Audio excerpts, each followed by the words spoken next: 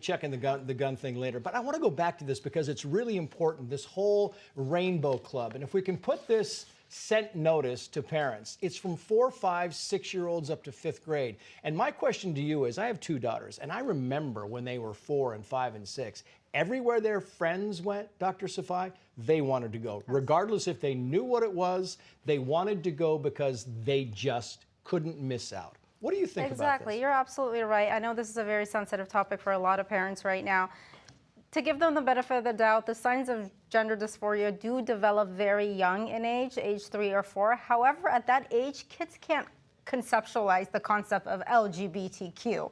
So exposing them to that at that young age is just going to create a lot of confusion. And like you said, kids are easily influenced by what they see. If they see their friends joining a club, they're going to feel like they need to join, even though they might not even belong there. So if you're going to implement such programs, it needs to be age appropriate. And age 3 or 4 is just not age appropriate. Yeah, it's interesting to me because, you know, you look at all these things and a lot of these have been done to kids, and we talk about mandates and we talk about different clubs and so forth, and you think the kids really don't know. And now we go back to the masking because it's starting to come back, right? It's back in the bloodstream a little bit. Certain schools are masking a little bit. Certain classes are masking. Some kind of teasing that they might go full-time to mask. This study posted on the National Institutes of Health website, masks may thus reduce positive emotion and/or expressivity of positive emotion. However, perception of negativity was unaffected by masking, perhaps because unlike positive emotions like happiness, which are signaled more in the mouth, negative emotions like anger rely more on the upper face, the eyes. So what they're saying is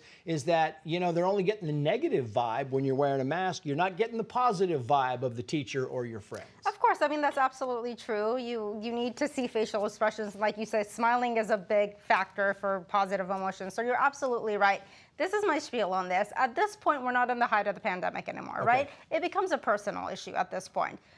I always say to my patients, when deciding whether to mask or not, if you're immunocompromised, go ahead and do what feels comfortable for you. For a lot of people who struggle with chronic illness, not masking can cause a lot of anxiety for them, right? So we want to think about that population too. Right. And at this point, just practice good social etiquette. If you're sick, take a sick day, stay at home. You don't need to be out and about and socializing with people. If you do, however, you need to come out in public and you're sick, it is good social etiquette to mask up. For the healthy individual, though, I say at this point, just do what feels right for you. I wanted to get your picture on some of your take on some of these pictures we're seeing coming out of Morocco, because they're really awful. And you see, you know, and you talk to these young people who say, man, I just, you know, because California has earthquakes, some places in the United States have earthquakes. They see some massive thing like this. We have some of these to show you, and as we do, I wonder what you tell kids when you see pictures like this of young people and you see so much death and destruction. What's the message to try and calm people down, the anxiety?